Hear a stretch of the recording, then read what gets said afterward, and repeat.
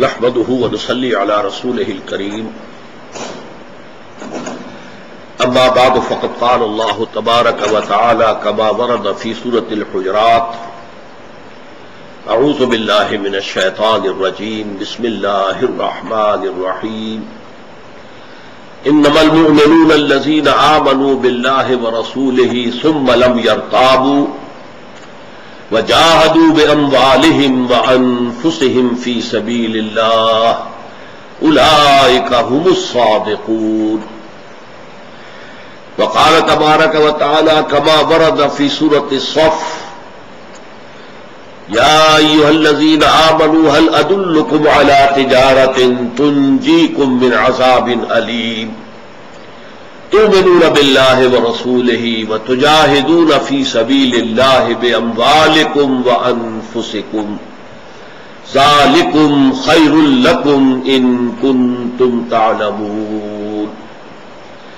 وقال عز وجل كما ورد في سورة الحج وجاهدوا في الله حق جهاده هو اجتباكم وما جعل عليكم في الدين من حرج ملة أبيكم إبراهيم هو سماكم المسلمين من قبل وفي هذا ليكون الرسول شهيدا عليكم وتكونوا شهداء على الناس صدق الله العظيم. رب اشرح لي صدري ويسر لي أمري واحلل عقدة من لساني يفقهوا قولي.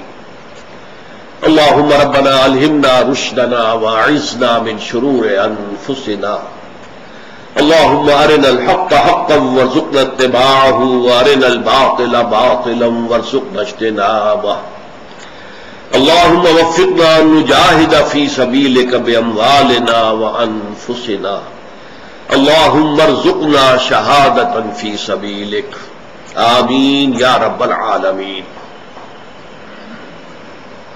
آج مجھے جہاد فی سبیل اللہ کی حقیقت اور اس کے مدارج و مراحل اور اس کے ضمن میں جو مغالطے پیدا کیے ہیں دشمنان اسلام نے، جو کنفیوژن پیدا کیا ہے، اور نہ صرف دشمنان اسلام نے بلکہ خود مسلمانوں نے اس ضمن میں جو انہیں غلط فہمیاں لاحق ہوئی ہیں، آج ان موضوعات پر گفتگو کرنی ہے. ذرا نوٹ کر لیجئے، مطالعہ قرآن حکیم کے جس منتخب نصاب کا ہم سلسلے وار مطالعہ کر رہے ہیں ان مجالس میں، اس میں سب سے پہلے لفظ جہاد آیا تھا تیسرے درس کے ضمن میں، جو سورہ لقمان کے دوسرے رکوع پر مشتمل تھا.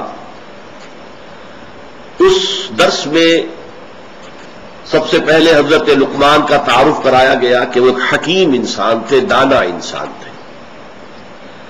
پھر یہ کہ ان کی جو اپنے بچے کو جو وصیتیں تھیں، ان میں سب سے پہلی وصیت یہ تھی کہ یا بنی لا تشرک باللہ. لیکن اس کے بعد پھر بیان کیا گیا کہ اللہ تعالیٰ نے والدین کے بھی بہت سے حقوق مقرر کیے ہیں. وَوَصَّيْنَا الْإِنسَانَ بِوَالِدَيْهِ، خصوصاً والدہ کا تذکرہ کیا گیا، اور پھر فرمایا گیا کہ والدین کی عزت، ان کا اکرام، ان کی خدمت اپنی جگہ ہے، لیکن اگر والدین تم پر دباؤ ڈالیں، تمہیں مجبور کریں، تم سے جھگڑیں کہ تم میرے ساتھ شرک کرو، تو ان کی بات ہرگز مت ماننا. وہاں یہ لفظ آیا ہے وَإِن جَاهَدَاكَ عَلَىٰ أَن تُشْرِكَ بِي مَا لَيْسَ لَكَ بِهِ عِلْمٌ فَلَا تُطِعْهُمَا. یہاں لفظ جہاد کس معنی میں آیا؟ دباؤ ڈالنا، پریشرائز کرنا، مجبور کرنا، کسی سے لڑنا، جھگڑنا کسی خاص مقصد کے لیے. تو لفظ جہاد پہلی مرتبہ ہمارے اس منتخب نصاب میں اس درس میں آیا. اس کے بعد ہم نے دیکھا سورہ حجرات کے آخری حصے میں اہم ترین بحث کہ ایک ہوتا ہے مسلم، ایک ہے مومن، ان میں زمین و آسمان کا فرق ہے. قالت الاعراب آمنا قل لم تؤمنوا ولكن قولوا اسلمنا ولما يدخل الايمان في قلوبكم. اے نبی، یہ بدو لوگ اعرابی یہ دعویٰ کر رہے ہیں کہ اب ایمان لے آئے، آپ ان سے کہہ دیجئے کہ تم ایمان ہرگز نہیں لائے ہو. ہاں یہ کہہ سکتے ہو کہ ہم مسلمان ہو گئے، اور ابھی تک ایمان تمہارے دلوں میں داخل نہیں ہوا. یعنی ایمان اور ہے، اسلام اور ہے. اب اگر تم جاننا چاہتے ہو کہ ایمان کیا ہے تو سن لو. انما المؤمنون الذين آمنوا بالله ورسوله ثم لم يرتابوا وجاهدوا باموالهم وانفسهم في سبيل الله. مومن تو بس وہ ہے جو ایمان لائے اللہ پر، اس کے رسول پر، پھر شک میں ہرگز نہیں پڑے. یہ ایمان یقین کی کیفیت اختیار کر گیا اور انہوں نے جہاد کیا اللہ کی راہ میں، اور اس جہاد میں اپنی جانیں بھی کھپائی، بال بھی کھپائے. یہ لوگ ہیں جو حقیقت میں سچے ہیں اگر وہ دعویٰ ایمان کریں. یہ مومن ہے. اب یہ اہم ترین آیات میں سے ہے، میں اس وقت عرض کر چکا ہوں کہ عام طور پر قرآن مجید میں اسلام اور ایمان، مسلم اور مومن یہ مترادفات کے طور پر آتے ہیں. زیادہ ہم یہ کہہ سکتے ہیں کہ اسلام کا تعلق انسان کے ظاہر سے ہے، ایمان کا تعلق اس کے قلب سے ہے. لیکن یہ کہ بہرحال تصویر کے دونوں رخ ہے، ایک اسلام ایک ایمان، تصویر ایک ہی ہے. لیکن یہاں فرق کر دیا گیا، اسلام اور ہے، ایمان اور ہے. اور میں تفصیل سے بتا چکا ہوں کہ حدیث مبارکہ میں چاہے وہ حدیث جبرائیل ہو اور چاہے حضرت عبداللہ ابن عمر رضی اللہ تعالی عنہما کی جو متفق علیہ روایت ہے کہ اسلام کیا ہے. بنی الاسلام علی خمس، اسلام کے ارکان 5 ہیں. شہادت ان لا الہ الا اللہ وان محمد رسول اللہ صلی اللہ علیہ وسلم، وإقام الصلاة وإيتاء الزکاة وصوم رمضان وحج البیت من استطاع الیہ سبیلا. یہ 5 ارکان اسلام ہیں. لیکن ایمان اس سے کچھ مختلف ہے. ان 5 ارکان میں جہاد کا لفظ نہیں ہے. بعض لوگوں نے جنہوں نے یہ محسوس کیا کہ جہاد کی اہمیت کی وجہ سے اس کو بھی پوری طریقے سے بیان میں نہیں آئے گی اگر اس کو ارکان اسلام میں شامل نہ کیا جائے، تو اسے ارکان میں شامل کرنے کی کوشش کی ہے. یہ کوشش غلط ہے. محمد رسول اللہ صلی اللہ علیہ وسلم نے معین کر دیا ارکان اسلام 5 ہی ہیں، کلمہ شہادت، نماز، روزہ، حج، زکات. البتہ یہ کہ ایمان جو ہے اس کے ضمن میں 2 چیزیں مزید شامل ہوں گی تب وہ ایمان ہوگا. وہ 2 چیزیں ہیں جو سورہ حجرات کی اس آیت نمبر 15 میں آئی ہے. ایک تو شہادت جو زبان سے ہم کہہ رہے ہیں ہم نے اللہ کو مانا، رسول کو مانا، اس پر یقین ہو جائے. اور نمبر 2 ادھر جہاد فی سبیل اللہ. تو 5 میں 2 کا اضافہ ہوگا تب ایمان کی تکمیل ہوگی. اس سے محسوس ہوا کہ ایمان، جہاد فی سبیل اللہ جو ہے وہ تو ہمارے ایمان کا جزو لازم ہے. اس کے بغیر ایمان کا کوئی سوال نہیں. پھر میں نے آپ کو سنائی ہے سورہ صف کی آیات میں، تو ابھی ہمیں مطالعہ کرنی ہے، ہمارا درس آگے آئے گا. لیکن نوٹ کر لیجئے کہ ایک سوال کیا گیا، اہل ایمان کیا تم چاہتے ہو کہ تمہیں وہ کاروبار بتایا جائے جو تمہیں دردناک عذاب سے چھٹکارا دلا دے؟ جہنم سے بچنا چاہتے ہو؟ اگر چاہتے ہو تو ایک کاروبار کرنا پڑے گا. وہ کاروبار کیا ہے؟ تؤمنون باللہ ورسولہ، ایمان پختہ رکھو اللہ پر، اس کے رسول پر. وتجاہدون فی سبیل اللہ باموالکم وانفسکم، اور جہاد کرو اللہ کی راہ میں اپنی جانوں کے ساتھ، اپنے مالوں کے ساتھ. یہ ہے وہ تجارت. معلوم ہوا اگر یہ نہیں کرتے تو پھر عذاب جہنم سے نجات پانے کی امید موہوم ہے.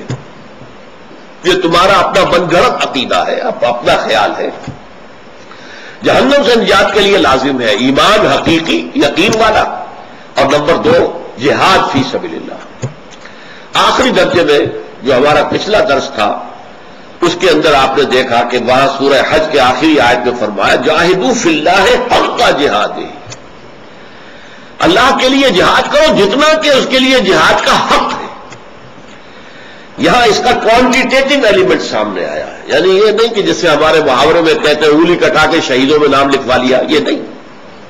جیسا کہ حق ہے، تم ذرا غور کرو کہ اللہ کا حق تم پر کتنا ہے. تمہارا وجود، تمہاری ہستی، اس کی بقا، تمہاری ضروریات، تمہارا رزق کہاں سے آ رہا ہے؟ اللہ تعالیٰ کے تم پر جو حقوق ہیں ان کا کوئی تصور کر سکتے ہو؟ تو جتنا اللہ کا حق ہے اتنا جہاد کرو. اپنے آپ کو ہمتن اس پہ لگا دو، اپنے لیے، اپنی زندگی کے لیے، بقا کے لیے کم ترین حصہ صرف رکھو اپنے وقت کا، اپنی صلاحیت کا، اپنی قوتوں کا، اپنی ذہانت کا، سبسسٹنس لیول تک، تاکہ یہ جان اور جسم کا رشتہ قائم رہے، تبھی تو جہاد ہوگا نا۔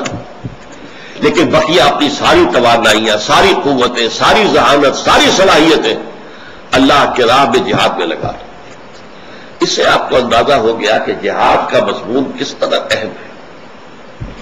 لیکن اب میں چاہتا ہوں کہ آپ کو بتاؤں، اس میں جو دنیا میں کنفیوژن پیدا کیا گیا ہے، اور آج جہاد کا لفظ اور جہادی گروپ اور جہادی تحریکیں عالمی سطح پر یہ ایک گالی بن گئی ہے۔ جسے شدید ترین کنڈم کرنا ہو اسے کہا جائے گا یہ جہادی گروپ ہے، جہادی تعلیم جو ہے تنظیمیں ہیں۔ اس کا سبب کیا ہے؟ دیکھیے، اس میں اگرچہ دشمنوں نے یقیناً رنگ آمیزی کی ہے، نمک مرچ زیادہ لگایا ہے بدنام کرنے کے لیے، لیکن بنیادی طور پر مغالطے خود ہم نے پیدا کیے مسلمانوں نے۔ وہ مغالطے کیا ان کو اچھی طرح سمجھ لیجئے۔ نمبر ایک، ہم نے جہاد کے معنی کر دیے جنگ، جبکہ آپ کو معلوم ہونا چاہیے، اور میں یقیناً میں سمجھتا ہوں کہ آپ کے علم میں ہوگا، جنگ کے لیے قرآن کی اصطلاح ہے قتال۔ سورہ صفی میں فرمایا گیا ہے ان اللہ یحب الذین یقاتلون فی سبیلہ صفا کانہم بنیان مرصوص۔ جنگ کے لیے لفظ قتال، اب قرآن مجید کی اصطلاح ہے جہاد فی سبیل اللہ بھی اور قتال فی سبیل اللہ بھی، ان دونوں کے ایک معنی تو نہیں ہو سکتے۔ میں پہلے بیان کر چکا ہوں استفاء اور اجتماع کے فرق کے ضمن میں کہ کسی زبان کے دو الفاظ بالکل ہم معنی نہیں ہو سکتے، کوئی نہ کوئی باریک فرق ہوگا۔ تو جنگ کے لیے قرآن کی اصطلاح ہے قتال فی سبیل اللہ۔ جہاد جو ہے وہ ابھی ہم دیکھیں گے کہ وہ تو بہت وسیع شے ہے۔ نمبر دو، ظاہر بات ہے کہ جب جہاد کے معنی ہو گئے قتال، جنگ، اور جنگ ہر وقت ہوتی نہیں، لہذا جہاد فرض عین نہیں رہا۔ نماز تو فرض عین ہے، ہر حال میں نماز پڑھنی ہے، بیمار ہے تب بھی پڑھنی ہے، کھڑے نہیں ہو سکتے بیٹھ کر پڑھنی ہے، بیٹھ کر نہیں پڑھ سکتے دیکھ کر پڑھنی ہے، وضو کے لیے پانی نہیں ہے تیمم کرنا ہے، جو بھی شکل ہے نماز پڑھنی فرض عین ہے۔ لیکن جہاد، وہ تو جنگ جب ہوگی تو جہاد ہوگا، اللہ اللہ خیر اللہ، تو وہ ہماری زندگی کا مستقل حصہ ہے ہی نہیں، وہ فرض عین ہے ہی نہیں۔ یہ دوسری بہت بڑی غلطی جس کی وجہ سے کہ جہاد ہمارے ذہنوں سے، ہمارے دینی تصورات سے بالکل باہر نکل گئے۔ نمبر تین، ستم بالائے ستم یہ ہے کہ مسلمان جب بھی جنگ کرے وہ جہاد فی سبیل اللہ ہے۔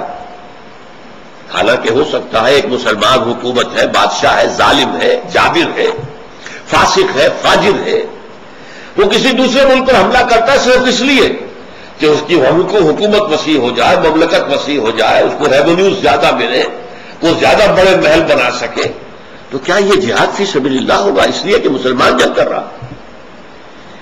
اس معنی میں جب ہم نے جہاد کو قتال کے ہم معنی کر دیا، وہ ہماری جو ہے فرائض کی فہرست سے خارج، اور جب ہم نے مسلمان کی ہر جنگ کے اوپر جہاد فی سبیل اللہ کا لیبل لگا دیا تو ظاہر بات ہے کہ پھر تو جہاد کو بدنام ہونا ہی تھا۔ وہ بڑے ڈیسپوٹک قسم کے حکمران ہیں اور وہ جہاد کر رہے ہیں، جہاد فی سبیل اللہ آپ اسے کہہ رہے ہیں۔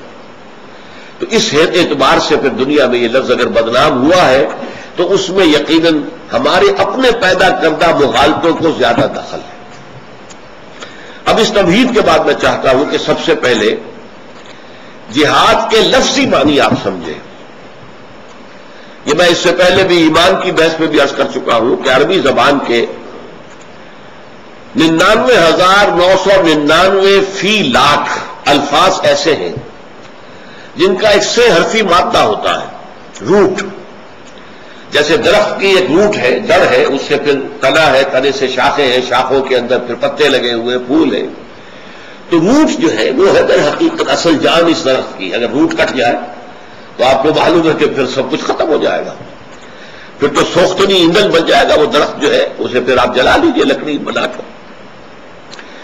عربی زبان میں سائنٹیفک اعتبار سے یہ ہے کہ جو بھی الفاظ اس روٹ سے بنیں گے ان کا اس روٹ سے تعلق لازماً رہے گا۔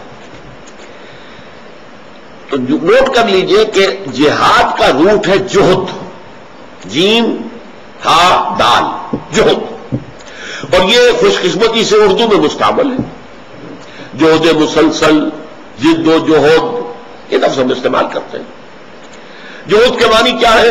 کوشش، کوشش، کوشش فارسی کا لفظ ہے، جہد عربی کا لفظ ہے، فارسی سے ہم نے اردو میں لے لیا ہے کوشش۔ انگریزی میں کہیں گے to strive for something, کسی چیز کے لیے محنت کرنا، کوشش کرنا، جد و جہد کرنا۔ جہاد کا لفظ اس سے نکلا ہے، لیکن اس میں جو اضافی مفہوم پیدا ہوا ہے وہ یہ ہے کہ کوشش کے مقابلے میں کوشش آ جائے۔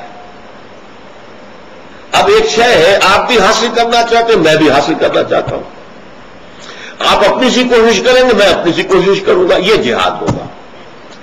یہ گویا کہ دو طرفہ عمل ہے، جہد یک طرفہ ہے، جہاد دو طرفہ ہے، دو فریق ہے یا دو فرد ہے یا دو گروہ ہے یا دو لشکر ہے، ایک دوسرے کے مقابل میں ہے، جد و جہد کر رہے ہیں۔ یہ جہد بمقابلہ ہے جہد، اس کو اب کہیں گے عربی زبان میں جہاد، فارسی میں کشاکش، کشاکش۔ میں نے پچھلی مرتبہ بھی وہ شعر سنایا تھا، کشاکش خس و دریا ہے دیدنی کوثر، الجھ رہے ہیں زمانے سے چند دیوانے۔ تو کشاکش، ٹگ آف وار آپ کو معلوم ہے، رسہ کشی، کہ ایک 11 افراد کی ٹیم ادھر ہے، 11 ادھر ہے، رسہ بیچ میں ہے، وہ ادھر کھینچ رہے وہ ادھر کھینچ رہے، یہ جہاد ہے، یہ کشاکش ہے۔ اور اس کو انگریزی میں کہیں گے اسٹرگل، اس لیے کہ اسٹرگل کے بعد جو لفظ آتا ہے وہ اگینسٹ آتا ہے، struggle against heavy odds, against, معلوم ہوتا ہے مقابلے میں کوئی اور ہے جس کے خلاف اسٹرگل کرنی ہے۔ تو جہد، کوشش، ٹو اسٹرائیو، یہ ایک طرفہ عمل ہے۔ جہاد، کشاکش اینڈ ٹو اسٹرگل، یہ دو طرفہ عمل ہے۔ اب اسی کو یوں سمجھیے آپ، جہاد کے ہی وزن پر لفظ قتال ہے، اور قتال کا مادہ کیا؟ قتل۔ قتل ایک طرفہ عمل ہے، کوئی شخص جا رہا سڑک پر، آپ نے گولی مار دی اس کو، اسے پتہ بھی نہیں تھا، لہذا اس کو کہیں گے قتل۔ ایک یہ ہے کہ دو افراد ایک دوسرے کے مقابلے میں آ جائیں، جیسے یورپ وغیرہ میں، امریکہ میں ڈوئلز ہوتے تھے، اس نے بھی پستول ہاتھ میں لیا ہوا، اس نے بھی پستول ہاتھ میں لیا ہوا، دونوں ایک دوسرے کو مارنے کے درپے۔ یہ جو ہے اب یہ قتال ہو گیا، یہ دو طرفہ عمل ہو گیا۔ قتل یک طرفہ عمل ہے، قتال دو طرفہ عمل ہے، اسی لیے جنگ کے لیے لفظ قتال ہے۔ ظاہر بات ہے کہ دو لشکر جو آمنے سامنے آتے ہیں وہ اسی لیے آتے ہیں، وہ ان کو قتل کرنا چاہتے ہیں، یہ ان کو قتل کرنا چاہتے ہیں۔ تو جیسے جہد سے جہاد بنا، اسی طرح قتل سے قتال بنا۔ اب آج کی گفتگو کا تیسرا مرحلہ دیکھیے، سب سے پہلے یہ نوٹ کیجئے کہ جہاد کی ہمہ گیری کتنی ہے۔ پہلا نقطہ اس میں نوٹ فرمائیں، ہر ذی حیات شے جو بھی دنیا میں ہے وہ مسلسل جہاد میں ہے۔ یہ جو بھی پہاڑ ہے، یہ جو بھی جمادات ہیں، ان کے لیے تو کوئی سٹرگل نہیں ہے۔ لیونگ کریچرز جتنے بھی ہوں گے، ذی حیات، ان کا ایک تصادم چلتا ہے، مقابلہ چلتا ہے، جس کو آپ کہتے ہیں سٹرگل فار ایگزسٹنس۔ اس لیے کہ ہر ایک کو اپنی زندگی کے لیے کچھ بنیادی ضروریات لازمی ہے جو فراہم ہونی چاہیے، اور اس کے لیے مقابلہ ہوتا ہے، کمپٹیشن ہوتا ہے، ایک دوسرے کے خلاف آ کر جد و جہد ہوتی ہے، سٹرگل فار ایگزسٹنس۔ اسی پر پھر پورا فلسفہ جو ہے ڈارون کا، کہ struggle for existence, survival of the fittest, اسی کو جہد للبقاء کہا گیا ہے، اسی کو جہاد زندگانی کہا ہے علامہ اقبال نے، جہاد زندگانی۔ یقین محکم عمل پہم محبت فاتح عالم، جہاد زندگانی میں ہے یہ مردوں کی شمشیر ہے۔ جہاد زندگی، اسٹرگل فار ایگزسٹنس۔ اب نوٹ کیجئے، جس طرح تمام جاندار جو ہے وہ جہد للبقاء میں، اسٹرگل فار ایگزسٹنس کے اندر لگے ہوئے ہیں، بندہ مومن کو بھی یہ کام کرنا پڑتا ہے اسے بھی کھانے کو چاہیے، اس کو محنت کرنی ہے. ایک دکان اس نے کھولی ہے، اس کے مقابلے میں ایک اور آدمی نے دکان اسی چیز کی کھول لی. اب مقابلہ ہو گیا کہ نہیں؟ مسابقت ہو گئی کہ نہیں؟ میں اپنا نرخ کم کروں، منافع کی جو ہے وہ شرح کم کر دوں تاکہ گاہک میرے پاس آئے. مقابلہ ہو سکتا ہے، دوسرا شاید اس سے بھی آگے نکل جائے. مقابلہ ہو رہا ہے. تو یہ مقابلہ جب بندہ مومن کرتا ہے تو اگر اللہ کے احکام کی پابندی کر رہا ہے، کسی حرام میں ملوث نہیں ہوتا، صرف حلال کے ذریعے سے جتنے بھی ذرائع ہیں، اس جہد للبقاء کے لیے وہ جد و جہد جو کر رہا ہے وہ حلال ذرائع سے کر رہا ہے، تو اس کا یہ عمل بھی عبادت کے درجے میں ہے، اس میں بھی ثواب ہے. اور اس کے لیے بھی ہم کہہ سکتے ہیں کہ اس کے لیے اسے اللہ تعالیٰ کے ہاں بہت بڑا اجر و ثواب ملے گا. القاسم حبیب اللہ، حضور نے فرمایا صلی اللہ علیہ وسلم کہ رزق حلال کمانے کی کوشش کرنے والا اللہ کا دوست ہے، اللہ کا حبیب ہے، اللہ کا چہیتا ہے، لاڈلا ہے. یہاں بھی فرمایا التاجر الصدوق الامین مع النبیین والصدیقین والشہداء، وہ تاجر جو سچا ہے، امانت دار ہے، جھوٹ نہیں بولتا، جو شے بیچ رہا ہے اس میں اگر کوئی نقص ہے تو واضح کر دیتا ہے کہ بھائی اس میں یہ خرابی ہے، یہ دیکھ لو. اور جو کوئی جھوٹ نہیں بولتا، دھوکہ نہیں دے رہا، اس کا رتبہ جو ہے وہ انبیاء اور صدیقین اور شہداء کے برابر ہو جائے گا. تو یہ بھی اونچے مراتب ہیں. یہ جہد للبقاء کے درجے پر بھی اگر انسان لگا ہوا ہے لیکن حلال کے ذریعے سے، حرام سے نہیں. اب اس سے ذرا اوپر آئیے.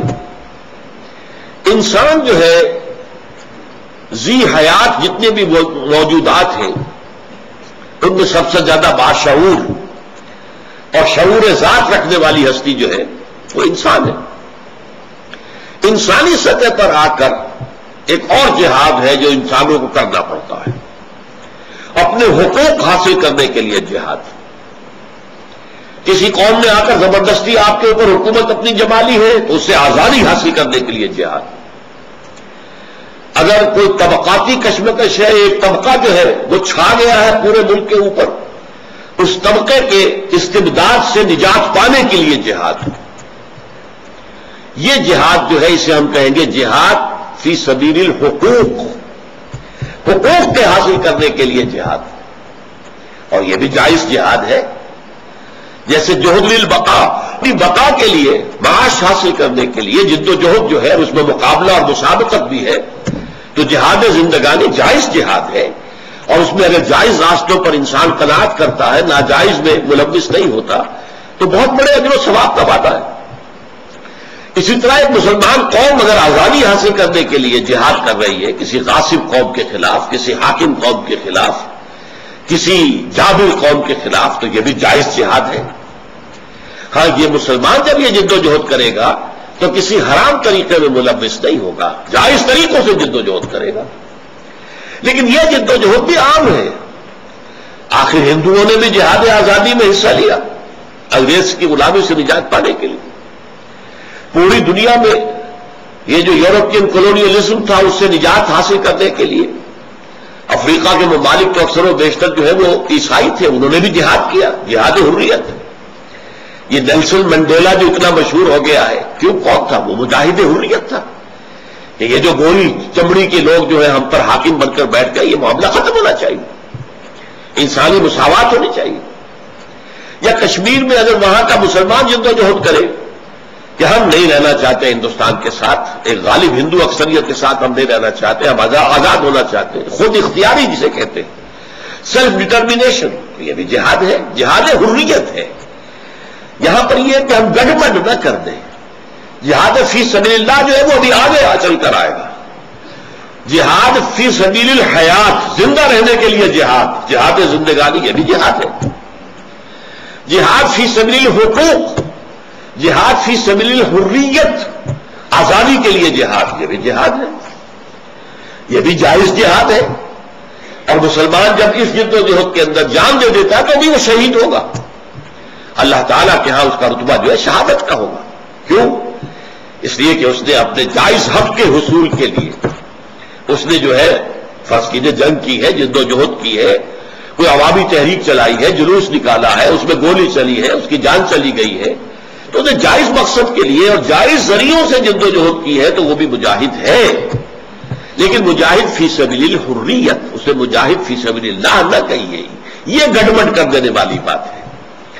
آزادی کے لیے آپ کو معلوم ہے کہ آج بھی فلپائنس کے اندر مسلمان جو ہے نورو مسلمز وہ جدوجہد کر رہے ہیں اپنی خود اختیاری کے لیے۔ چچنیا میں مسلمان جدوجہد کر رہا ہے کہ ہم روس کے ساتھ نہیں رہنا چاہتے، ہمارا اپنا ایک ملک ہے، ہمارا ایک آزاد ہے، ہماری اکثریت ہے، ہمیں آزادی ملنی چاہیے۔ تو یہ سب کیا ہے؟ یہ جہاد حریت ہے۔ اسی کی ایک مثال تھی جو 50s کا دور تھا، 1950 سے 60 کے لگ بھگ تک الجزائر میں ایک زبردست جو ہے جدوجہد ہو رہی تھی فرانس سے آزادی حاصل کرنے کے لیے۔ اس زمانے میں میں ساہیوال میں تھا اور جماعت اسلامی کا جو لوکل چیپٹر تھا، جب شاخ تھی وہاں میں اس کا امیر تھا۔ ایک وفد آیا تھا الجزائر سے چندہ جمع کرنے کے لیے، اپنے اس جہاد کے لیے، اپنی اس جدوجہد کے لیے مالی مدد فراہم کرنے کے لیے۔ 2 افراد تھے، ایک تو تھے کرنل عودہ، وہ تو تھے کلین شیف تھے جیسے ہوتے ہیں عام طور پر فوجی، ایک ان کے ساتھ تھے علامہ بشیر الابراہیمی الجزائری، بہت بڑی علمی اور دینی شخصیت۔ جلسہ ہوا، بہت زبردست تقریر کی، جہاد فی سبیل اللہ کے موضوع پر تقریر کی علامہ بشیر الابراہیمی الجزائری نے۔ بڑا جوش و خروش پیدا ہو گیا کہ جہاد فی سبیل اللہ ہو رہا ہے، جیسے ابھی کچھ عرصے پہلے افغانستان میں روسیوں کے خلاف جہاد ہو رہا تھا تو وہ جہاد فی سبیل اللہ کا پوری دنیا کے اندر ڈنکا بج گیا۔ ایسے ہی اس وقت ہمارے اندر وہی جوش پیدا ہو گیا، پیسے جمع کیے گئے، کمیٹی بنائی گئی، اس کا میں صدر تھا، پورے شہر سے پیسہ جمع کیا، ان کو جو بھی خدمت ہم کر سکے کی ان کی۔ لیکن عجیب بات کیا ہوئی، جب وہ جہاد کامیاب ہوا تو اس کے نتیجے میں ایک سوشلسٹ ریاست قائم ہو گئی۔ یہ بات سمجھ میں نہیں آئی۔ جہاد فی سبیل اللہ کے نتیجے میں تو اسلامی ریاست قائم ہونی چاہیے تھی۔ اگر وہ جہاد فی سبیل اللہ تھا تو اس کے نتیجے میں تو لازماً آپ آم کا درخت ہے تو آم لگنا چاہیے تھا، اس میں نیمبو کیسے لگ گیا؟ یا نیم کی نمولی کیسے لگ گئی؟ آم کے درخت میں تو آپ لگنا چاہیے، نیم کے درخت میں نیم کی نمولی لگنی چاہیے۔ تو اگر یہ جہاد فی سبیل اللہ تھا تو اس کے نتیجے میں ایک اسلامی ریاست قائم ہونی چاہیے تھی، نہ یہ کہ ایک سوشلسٹ ریاست۔ اسی وقت سے یہ بات مجھ پر واضح ہو گئی کہ یہ 2 چیزیں علیحدہ علیحدہ ہیں، انہیں گڑبڑ نہیں کرنا چاہیے۔ ایک جہاد فی سبیل الحقوق ہے، جہاد فی سبیل الحریت ہے، جہاد ہے خود اختیاری کے لیے، سیلف ڈٹرمینیشن کے لیے، آزادی حاصل کرنے کے لیے۔ اور جیسے جہاد زندگی تمام ذی حیات جتنے بھی کریچرز ہیں، مخلوقات ہیں، ان سب میں مشترک چیز ہے، اس طرح جہاد حریت بھی تمام انسانوں میں مشترک ہے، وہ ہندو ہو، وہ عیسائی ہو، وہ پارسی ہو، وہ کوئی بھی ہو۔ اب آپ کو معلوم ہے کتنے عرصے تک کوشش کی ہے سکھوں نے، وہ خود اختیاری، ہم چاہتے ہیں ہماری علیحدہ ریاست ہو، یہ دوسری بات ہے کہ ان کو کچل دیا گیا، بات ختم ہو گئی۔ لیکن یہ جہاد جاری رہتا ہے دنیا میں، لیکن یہ جہاد حریت ہے، فی سبیل الحقوق ہے۔ اس کو جہاد فی سبیل اللہ ہم اس لیے قرار دیتے ہیں کہ وہی غلطی کہ مسلمان جب جنگ کرے گا وہ جہاد ہو جائے گا، جہاد فی سبیل اللہ ہو جائے گا۔ اس مغالطے نے در حقیقت پھر جہاد فی سبیل اللہ کی مقدس اصطلاح کو بدنام کیا ہے۔ ابھی یہ مضمون اگلی نشست میں انشاءاللہ جاری رہے گا۔ بارک اللہ لی ولکم فی القرآن العظیم ونفعنی وإیاکم بالآیات والذکر الحکیم۔